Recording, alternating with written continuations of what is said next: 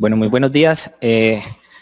Vamos entonces a dar inicio para finalizar este transcurso de la mañana con la charla de hemorragia intracerebral espontánea, pero enfocada en el paciente anticoagulado.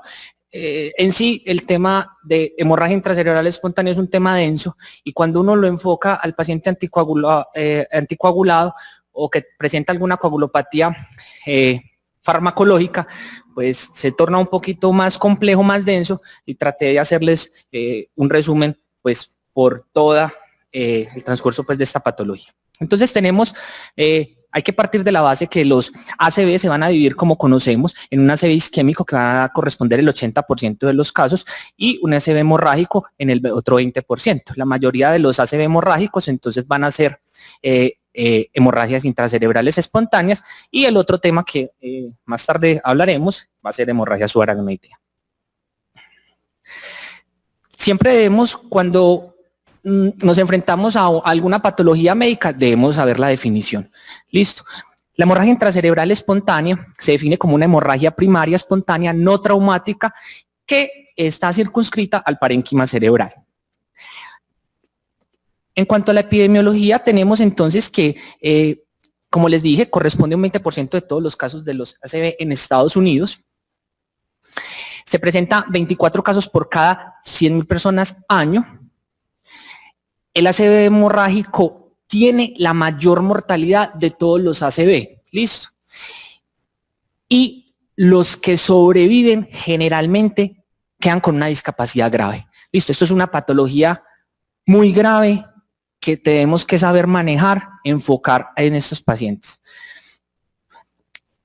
Generalmente es una patología que le da más a los hombres mayores de 55 años, raza afroamericana y asiáticos, y los que tienen bajo nivel socioeconómico o escolar, quizás por la falta de herencia a sus medicamentos, porque como vamos a ver, la principal etiología de esta patología es la hipertensión arterial. En cuanto a la etiología, entonces tenemos que la hipertensión arterial corresponde a un 60%, la angiopatía amiloide en otro 20%, las coagulopatías, y es lo que vamos a hacer énfasis al final de la charla, corresponde al 10%, lesiones vasculares 10% y neoplasia 5%, de las cuales las coagulopatías, como vamos a ver, las más frecuentes que se presenten en el contexto de una hemorragia intracerebral espontánea son las asociadas a antagonistas de la vitamina K, a los nuevos anticoagulantes orales, parinas, y vamos a hacer énfasis al final en esto. En cuanto a las lesiones vasculares, tenemos que las patologías o las lesiones vasculares o anomalías vasculares que más se rompen son las malformaciones arteriovenosas, los angiomas cavernosos y los aneurismas rotos. Y en cuanto a los tumores, pues los tendremos que dividir en tumores primarios o secundarios. Entre los tumores primarios vamos a tener que el glioblastoma, los oligodendrogliomas e incluso los adenomas de hipófisis son los que más producen sangrado. Muy bien, y en cuanto a las metástasis, los tumores secundarios que más producen sangrados en el sistema nervioso central son los melanomas, el CA de pulmón de células pequeñas, el CA renal, el CA de tiroides y el corocarcinoma en las damas. Muy bien, cuando hablamos entonces de angiopatía amiloide, no nos podemos olvidar, es esa patología que donde hay una alteración en la angioarquitectura vascular, unos vasos quebradizos y frágiles, pero es una patología que usted la debe saber enfocar y tener claro cómo se diagnostica. Entonces usted podría de pronto echarle mano a los criterios de Boston, ¿cierto? Y de pronto aplicarlos para definir si usted se encuentra frente a una hemorragia intracerebral asociada a angiopatía amiloide. Entonces, usted podría decir que estos pacientes generalmente que sangran por angiopatía amiloide son los pacientes mayores de 60 años con hemorragia intracerebral circunscrita a un lóbulo o que presentan ese sangrado a nivel córtico subcortical, pero siempre debe descartar otras etiologías que son más comunes. Muy bien. ¿Qué localización? ¿Dónde es la localización más frecuente de estos de esta hemorragia intracerebral? Pues tenemos varias. La principal va a ser a nivel gangliobasal, y si yo encuentro una hemorragia a este nivel, lo primero que voy a pensar es que es de origen hipertensivo, y miren, equivale casi al 50% de los casos. Hay un 15% que se produce a nivel lobar, y aquí debemos de hacer un diagnóstico diferencial con varias patologías que pueden sangrar a nivel lobar, como la angiopatía amiloide, un tumor que sangró. Un 15% puede ser a nivel talámico, un 10% puede ser a nivel del tallo cerebral, y cuando es en el tallo cerebral generalmente está comprometida o el sangrado es a nivel de la protuberancia. Cuando lo encontramos ahí, usted también debe pensar que es de origen hipertensivo. Ese es el segundo lugar más frecuente. Y un 10% puede ser a nivel de fosa posterior, especialmente en los hemisferios cerebelosos, y yo también, una de las primeras en el paciente adulto que yo debo de pensar de las etiologías es el origen hipertensivo. Entonces, como la hipertensión es el principal factor de riesgo y quizás es la etiología más común para que se presente una paciente con hemorragia intracerebral espontánea, vamos a tener que la ubicación va a ser gangliobasal. ¿Y por qué sangran en esta ubicación? Pues porque las arterias lenticuloestriadas ramas de la arteria cerebral media en su porción proximal M1 van a tener una irrigación a nivel de los ganglios de la base, y ese flujo intenso, ese martillo de agua persistente en un paciente hipertenso mal controlado genera unos microaneurismas que son los microaneurismas que se llaman de Charcot-Bouchard, que se rompen en algún momento y genera un sangrado. El problema es que este sangrado es a nivel gangliobasal, entonces eso causa muchas dificultades en enfocarlos si son de manejo quirúrgico o no, por lo que decía el doctor Ignacio en las primeras charlas, es que está en un área elocuente. Muy bien. Entonces tenemos varios, les traje, pues quizás es una de las imágenes que uno cuando lee este tema más ve. Entonces las localizaciones que les acabo de decir. Entonces la primera imagen, la imagen A, es una imagen donde se ve una hemorragia intracerebral espontánea gangliobasal. Generalmente no vamos a encontrar una hemorragia muy bien localizada en el núcleo caudado, no es lo frecuente, pero entonces aquí vemos una hemorragia gangliobasal con extensión del sangrado a nivel intraventricular por el cuerno frontal del ventrículo lateral derecho. Miren el sangrado que se ubica en el tercer ventrículo y va a drenar al cuerno occipital del ventrículo lateral derecho. En la imagen B vemos una hemorragia intracerebral ubicada a nivel talámico. Posiblemente esta imagen A y B correspondan a un origen hipertensivo con drenaje también intraventricular. Ojo, ese drenaje intraventricular empeora el pronóstico, ¿cierto? Como vamos a ver más adelante. Y en la imagen C encontramos una hemorragia intracerebral circunscrita al lóbulo temporal, más hacia el polo y a la porción lateral. Uno podría pensar, ¿será que esto es de origen hipertensivo? No es la localización. Tendría que pensar en otras etiologías, dependiendo de la edad, si es un paciente adulto, una angiopatía amiloide, un tumor que sangró y otras etiologías, pero posiblemente de origen hipertensivo no va a ser. En la imagen D vemos una hemorragia intracerebral en fosa posterior ubicada en hemisferio cerebeloso derecho con un componente paravermiano que comprime el cuarto ventrículo. Listo, y miren el tamaño pues que tiene. Y posiblemente esto también podría corresponder a un origen hipertensivo o otras etiologías menos comunes. Y este es el típico hematoma en la hemorragia intracerebral espontánea que compromete el tallo cerebral, posiblemente la protuberancia, y como dijimos, vamos a pensar en origen hipertensivo. Muy bien, ¿qué factores tenemos de riesgo?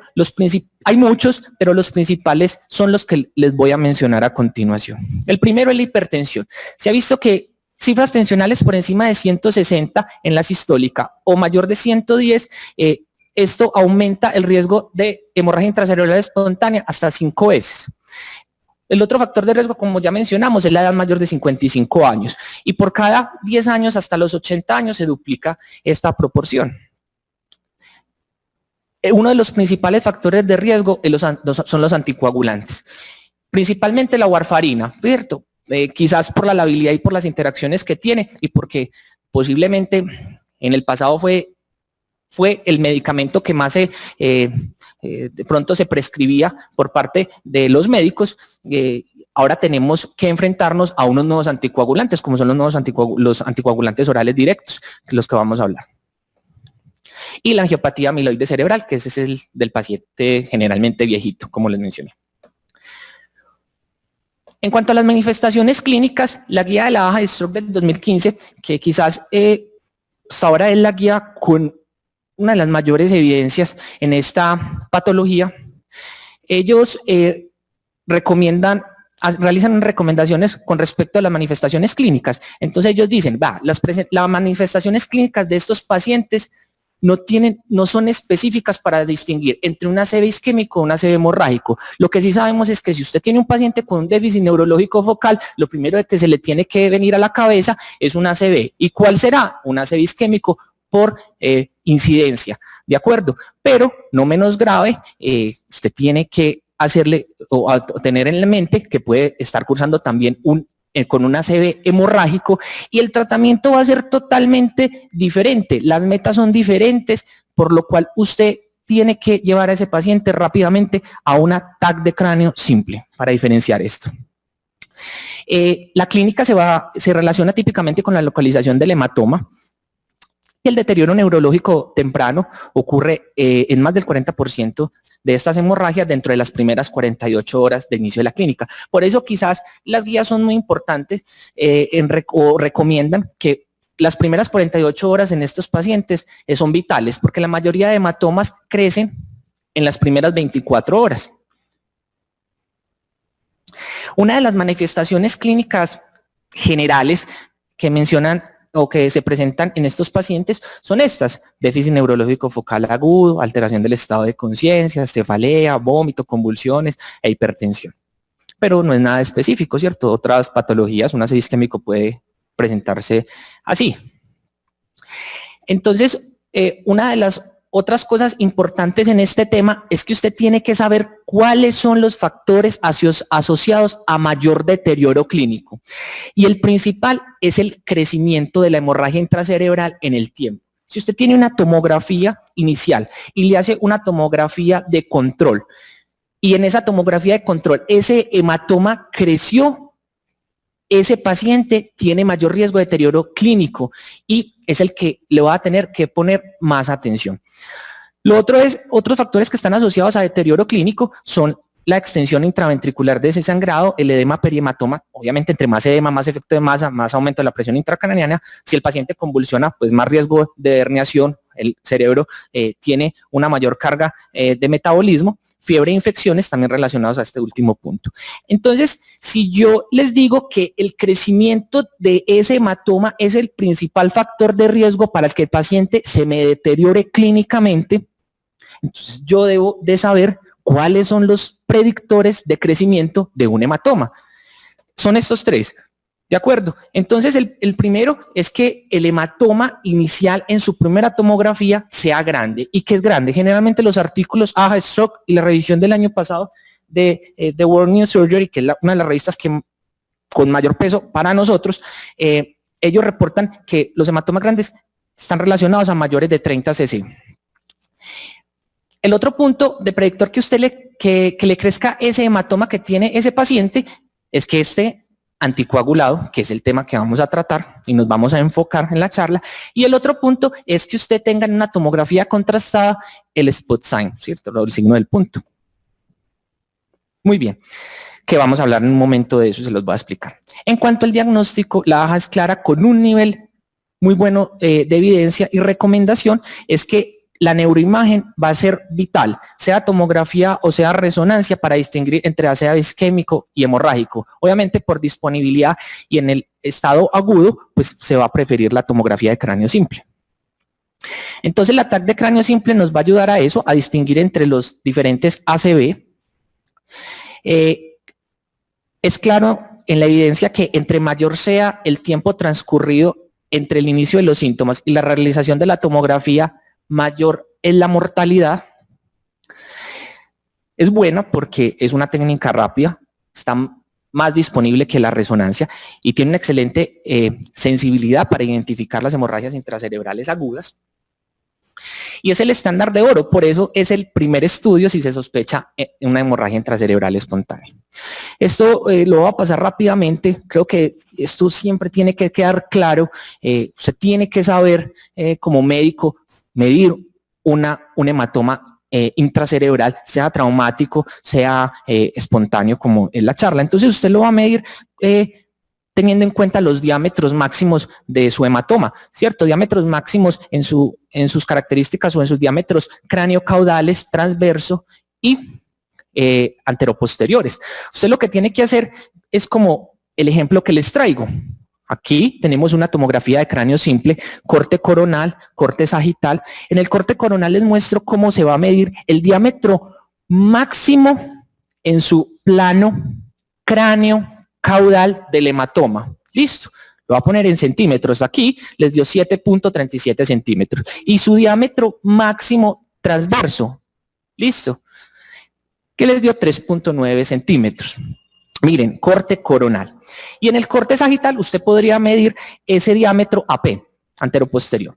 Todos estos diámetros que les acabo de mencionar, A por B por C, todo esto se va a multiplicar y tiene dos opciones. El resultado final lo puede dividir por 2 o el resultado final lo puede dividir por 0. Lo puede multiplicar por 0.52. ¿Cuánto es la sensibilidad de cada uno? Pues quizás podría ser más exacto por milímetros cuando se multiplica por 0.52 y te va a dar un volumen, listo, obviamente medidos en mililitros. TAC contrastado o angiotac, con esto podríamos evaluar el signo del punto del spot sign, acuérdese, predictor de crecimiento de ese hematoma. ¿Qué significa esto? ¿Qué significa cuando está presente? Significa que hay extravasación activa del contraste dentro del hematoma. Si está presente o es positivo, la mortalidad a 3 meses es del 43% versus el 19% cuando está negativo o no está presente. Tiene una asociación del 60% con expansión del hematoma y entre mayor sea la extravasación, mayor es el riesgo de expansión. Entonces aquí les traigo el ejemplo, el típico tomografía de cráneo simple, corte axial. Vemos una hemorragia intracerebral espontánea gangliobasal izquierda con compromiso ahí como en la cápsula interna en su brazo posterior. Le hacen una tomografía contrastada y vemos acá, miren, esta hiperdensidad a nivel del hematoma en su porción superior y medial, este punto, signo de la flecha, y en la tomografía de control, miren lo que pasa, una expansión del hematoma, te predice, listo, uno no, pues no para ahondar mucho, pero hay unos criterios de ese signo del punto, si, entre mayor signos del punto tenga, si es más grande, mayor riesgo de expansión. La resonancia magnética cerebral en esta patología, ¿cuándo se utiliza? Pues las vamos a ver. El problema es que tiene algunas limitantes, el tiempo, el costo, el paciente inestable o el paciente o la disponibilidad de este recurso no es tan fácil. La sensibilidad de esta imagen es equivalente a la tomografía en el diagnóstico de las hemorragias intracerebrales en su estadio agudo, es equivalente, por eso se prefiere la tomografía de cráneo simple. Sin embargo, tiene mayor sensibilidad que la tomografía para diagnosticar hemorragias intracerebrales antiguas. Las indicaciones para descartar causas secundarias de hemorragia intracerebral. Listo, neoplasias, anomalías vasculares. Cuando tenga alergia al medio de contraste, tasa de filtración glomerular alterada, contraindicaciones para realizar tomografía. Entre otras neuroimágenes que podríamos utilizar realmente son para buscar anomalías vasculares y todo dependiendo de la disponibilidad y la urgencia que usted tenga. Podemos pensar en una angiotomografía o angiotac cerebral, es una imagen no invasiva, tiene muy buena, digamos, las relaciones óseas para los neurocirujanos son importantes si se va a llevar a cirugía, entonces para el planeamiento quirúrgico podría ser una opción muy importante. La angioresonancia, aunque es una imagen no invasiva, es muy buena para ver el tejido blando y las estructuras detalladamente, sin embargo la disponibilidad la hace poco accesible, ¿cierto? Y si usted está pensando en anomalía vascular, el gol estándar será la angiografía o la panangiografía. Muy bien, vamos entonces llegando al punto, el enfoque, ya pasando pues como un vistazo por toda esta patología que es tan grave, vamos llegando al punto que vamos a centrar, que es el paciente con coagulopatía. Entonces, en cuanto al tratamiento, la guía AJA 2015, ¿qué nos dice? ¿Qué va a hacer usted en la primera hora que ingresa a su paciente? Lo primero es estabilizarlo y lo que ya sabemos, el ABCD primario, descartar las causas potencialmente que pongan en peligro a su paciente. Lo segundo es llevar a un paciente a neuroimagen, ya dijimos, TAC de cráneo simple. Lo tercero es realizar las escalas pronósticas de mortalidad que tenemos, que son las que están descritas principalmente en esta patología. ¿Y cuáles recomiendan? Escala de coma de Glasgow y escala ICH o escala Henfield, que la vamos a ver a continuación. Después de esto, ojo, estamos en la primera hora. ¿Qué debemos hacer? Debemos de definir las intervenciones tempranas que debemos de realizar. ¿Y cuáles son las intervenciones tempranas? Control de la presión arterial elevada, el manejo de la coagulopatía y si el paciente tiene una indicación quirúrgica de ese hematoma. Luego de eso, usted se va a anticipar a la atención de las necesidades específicas, pues no descuide las comorbilidades de su paciente, ¿cierto? Mire a ver si tiene riesgo de deterioro clínico, riesgo de expansión del hematoma, un neuromonitoreo integral y define ese paciente para dónde va, UCI o una UCI neurológica. La mayoría de artículos definen que los ACV hemorrágicos deben de estar en una UCI neurológica porque eso ha impactado en la morbimortalidad. Esta es la escala del ICH, es una escala que te predice mortalidad a 30 días, es una escala que contiene 5 ítems, que da una puntuación de 0 a 6, entre mayor sea la puntuación, mayor es la mortalidad a 30 días, miren, puntajes de 5 y 6, mortalidad del 100%, ojo, son score, son escalas, hay que individualizar a nuestros pacientes. Y si los pacientes que no se mueren, los que sobreviven, pues usted podría realizar el FUN score, que es un score que te evalúa la funcionalidad de esos pacientes que sobreviven. ¿De acuerdo? Es lo mismo, es una escala que tiene 5 ítems que va a dar una puntuación de 0 a 11. Entre menor sea la puntuación, peor pronóstico neurológico tiene ese paciente. Entonces usted con todas estas cosas, usted tiene que definir, pues ya le dijimos que casi el 40-50% de estos pacientes fallecen y la mayoría de estos pacientes quedan con una discapacidad, pero usted podría objetivar esto mediante el FUN score. Muy bien, entonces vamos a hablar de estos 3 puntos son los más importantes, quizás vamos a hablar de los primeros 2 puntos, a enfocarnos en el manejo de la presión arterial, el manejo de la coagulopatía, pues y el manejo quirúrgico, quizás sea motivo para otra charla larga, entonces vamos a enfocarnos en estos 2 puntos. Entonces el manejo de la presión arterial tenemos varios medicamentos, ¿cierto?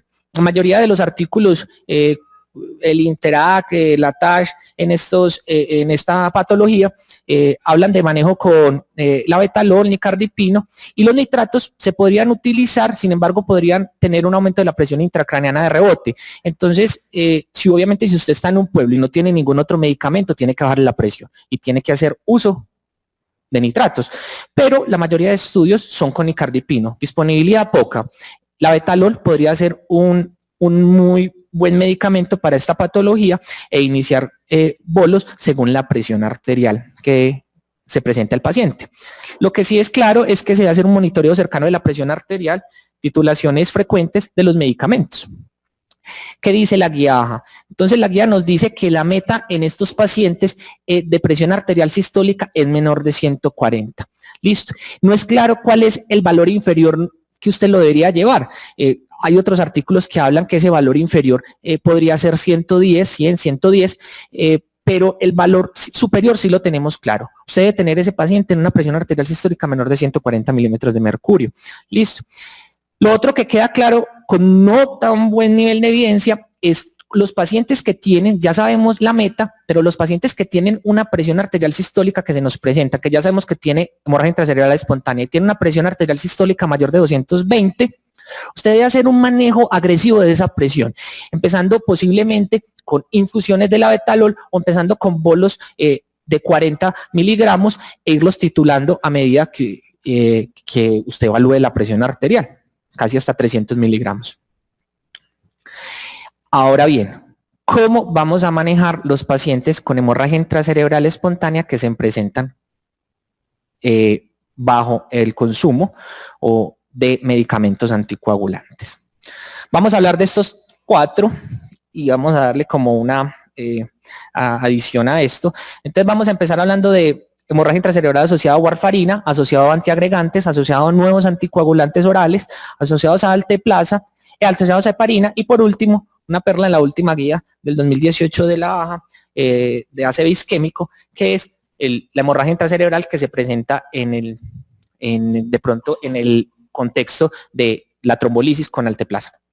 Tenemos entonces que el tratamiento, bueno, en las memorias sale muy detallado la vida media, la biodisponibilidad, la farmacocinética y farmacodinámica de estos medicamentos de warfarina con sus agentes reversores. Eso lo pueden consultar ahí. Yo les traigo el tratamiento de elección, ¿listo? Y el tratamiento alternativo en cada una con cada uno de estos medicamentos.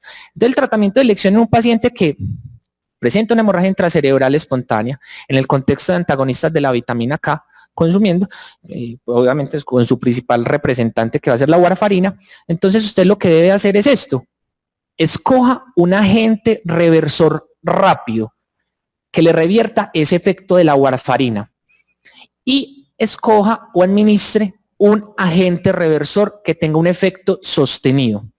El principal agente reversor con el efecto rápido es el concentrado de complejo protrombínico, y ojalá que sean de 4 factores, porque también hay de 3. Entonces, y además usted debería de administrar un agente reversor con el efecto sostenido, ¿de acuerdo? Como es la vitamina K intravenosa, ¿de acuerdo?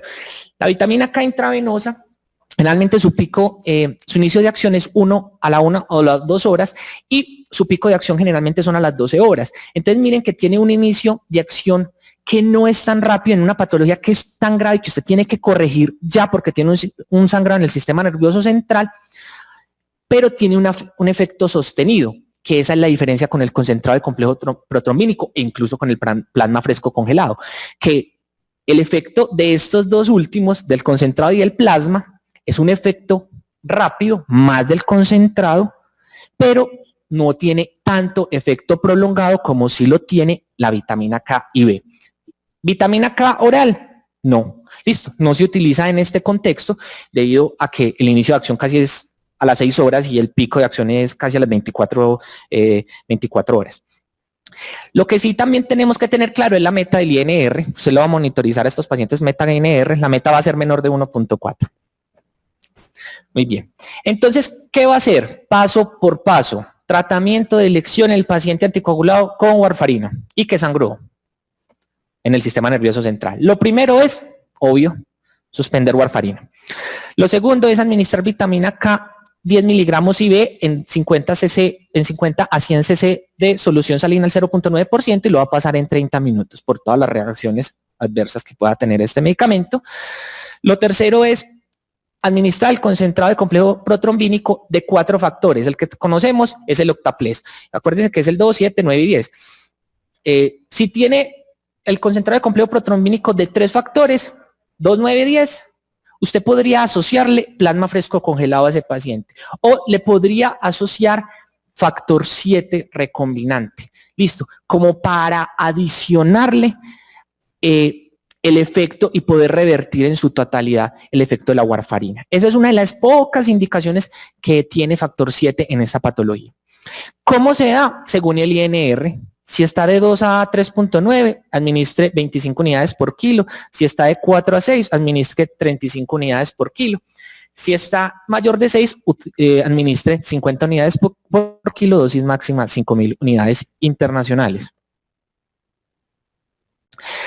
Lo cuarto que usted va a realizar es defina si el paciente requiere reanimación con volumen. El paciente está chocado. ¿Qué pasó? Necesita reanimación con volumen.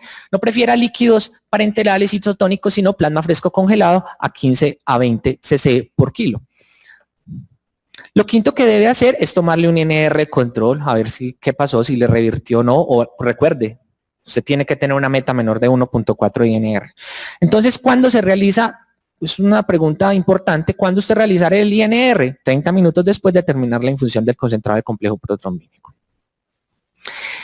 La sorpresa que usted se puede llevar es que si el INR sigue elevado y el paciente sigue con sangrado activo, usted podría considerar repetir la dosis del concentrado de complejo protrombínico. No hay mucha evidencia, no es tan buena, pero ¿por qué?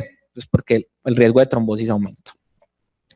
Si usted no tiene concentrado de complejo protrombínico, no lo tiene, pues tendrá que hacer algo por su paciente porque si no se le va a morir. Entonces, lo primero que va a hacer es suspender la warfarina, administrar la vitamina K como ya les dije. Lo tercero es Como no tiene el concentrado, le va a administrar plasma fresco congelado a la dosis que ya mencionamos y NR de control, como ya lo mencionamos. ¿Listo? Si no hay concentrado, plasma. ¿Qué tenemos de evidencia con la hemorragia intracerebral espontánea y antiagregantes? Aquí sí la evidencia no es tan buena. Sin embargo, pues les traje algo que nos mencionan en la literatura. ¿Qué tenemos? Que se ha demostrado en la guía baja 2015, con no muy buen nivel de recomendación, pero ellos lo mencionan, que la utilidad de las transfusiones de plaquetas, sea plaquetas o aféresis plaquetaria, en esta patología es incierta. Neurocritical Care en el 2020 dice o define o da una recomendación en la cual define que la transfusión de plaquetas no mejoran los resultados clínicos e incluso se ha asociado a muerte y a eventos adversos. Pero esto es a partir de este estudio, ¿cierto? El estudio PASH. Este estudio demostró que habían peores resultados en los que a los pacientes que se le transfundían plaquetas en hemorragia intracerebral espontánea. Pero si ustedes si es un poquito minucioso, ellos excluyeron los pacientes que se llevaron a neurocirugía. Entonces, la recomendación quedó como ahí a medias, por lo cual en el artículo del 2020 en Neurocritical Care, ellos definen que la transfusión de plaquetas en el paciente que presenta hemorragia intracerebral espontánea y consumo de antiagregantes, más común, aspirina, podría considerarse si este paciente requiere intervención quirúrgica. ¿Qué tenemos entonces con la hemorragia intracerebral asociada a anticoagulantes orales? Vamos a hacer entonces apartado. En los pacientes que reciben inhibidores directos de la trombina, como el dabigatran, o inhibidores directos del factor 10A, que es apixaban, rivaroxaban, y hay otros pues realmente, el doxaban, pero vamos a enfocarnos entonces en los principales. Hemorragia intracerebral espontánea y dabigatran. ¿Cuál es el tratamiento de elección en estos pacientes? Lo primero es definir si la ingesta de la última dosis es menor a 2 horas, administre carbón activado 50 gramos. Lo segundo es definir cuál es el reversor. El reversor del dabigatran va a ser el idarucizumab, que es un anticuerpo monoclonal. El medicamento se administra así. Siempre 2.5 gramos IV, que se va a pasar en menos de 10 minutos y se debe repetir los mismos 2.5 gramos IV en menos de 15 minutos de diferencia de la primera dosis. ¿De acuerdo? Este es el tratamiento de elección, el idarucizumab. Lo otro es que si usted no tiene este agente reversor aprobado por la FDA, pues usted tiene que también que saber hacer, ¿cierto? Ese paciente, el dabigatran, es un medicamento que tiene una eliminación renal más del 80% y se ha definido que la hemodiálisis puede aclararlo hasta en un 70%. Entonces, si usted no tiene el anticuerpo monoclonal, pues podría llevar a su paciente a hemodiálisis emergente, o si no tiene hemodiálisis emergente, administre plasma fresco congelado o factor 7 activado recombinante a esta dosis, aunque la evidencia pues es débil, pero tiene que hacer algo con su paciente. ¿Qué pasa con el paciente con hemorragia intracerebral que está tomando rivaroxaban o apixaban? ¿Listo? Inhibidores directos del factor 10A. Tenemos entonces que el tratamiento de elección en estos pacientes va a ser esto. Lo primero es que si la ingesta de la última dosis fue menor a 2 horas, también administre carbón activado 50 gramos y defina el reversor. El reversor en estos dos medicamentos es el andexane alfa, que es un análogo proteico inactivado del factor 10. Lo primero que tiene que definir es, listo, sé que ese es el reversor, pero ¿tiene indicación para administrarlo? ¿Sí o no? ¿Cuándo tiene indicación? Si la última dosis del anticoagulante rivaroxaban y apixaban se administró dentro de 3 a 5 tiempos de vida media de eliminación. Si es así, usted debe iniciarle el andexane. ¿Cómo se inicia? Lo primero es determinar la dosis del inhibidor del factor 10A, rivaroxaban o apixaban que estaba tomando su paciente. ¿Cuál es la dosis? Usted definiendo cuál es la dosis, por ejemplo en rivaroxaban menor o igual a 10 miligramos o mayor a 10 miligramos, usted lo otro que se va a preguntar es el tiempo de la última dosis que recibió el paciente. si es menor a 8 horas o mayor o igual a 8 horas. Lo mismo pasa con apixaban, pues en diferentes dosis. Usted tiene que definir esto, la dosis y el tiempo, para definir y clasificar su paciente en, ¿está recibiendo baja dosis o alta dosis? Listo, ese es el fin de esta tabla. ¿Está recibiendo baja dosis o alta dosis? Para luego pasar al paso 2 y preguntarse la dosis del Andexanet. ¿Qué va a hacer esto? Si usted dijo, mi paciente estaba recibiendo baja dosis, la infusión del bolo inicial del Andexanet va a ser 400 miligramos IV en 15 minutos y la infusión va a continuarse con 4 miligramos por minuto para 100 minutos. Si estaba recibiendo una alta dosis, es el doble de la dosis. Listo. Muy bien. Bueno, pero usted no tiene Andexanet, que va a ser lo más común, que usted no lo tenga. Listo. La disponibilidad que tiene y lo costoso que es. Entonces usted tiene que saberse también el tratamiento alternativo. ¿Cuál es? Es el siguiente. Si no está disponible, entonces usted debe iniciarle concentrado de complejo protrombínico a 50 unidades por kilo en 10 minutos. Y si es necesario la reanimación con volumen, debe considerar plasma fresco congelado a la dosis que ya mencionamos.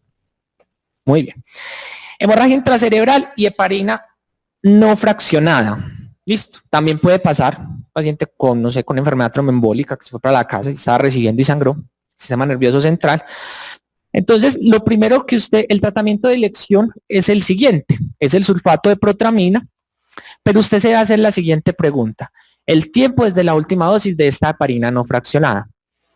Si es de inmediato o en los primeros 30 minutos, usted debe de administrar sulfato de protramina 1 miligramo por cada 100 unidades de heparina no fraccionada. ¿De acuerdo? Si fue en los 30 minutos o hasta las 2 horas, usted va a administrar protramina a 0.5 miligramos por cada 100 unidades de heparina no fraccionada.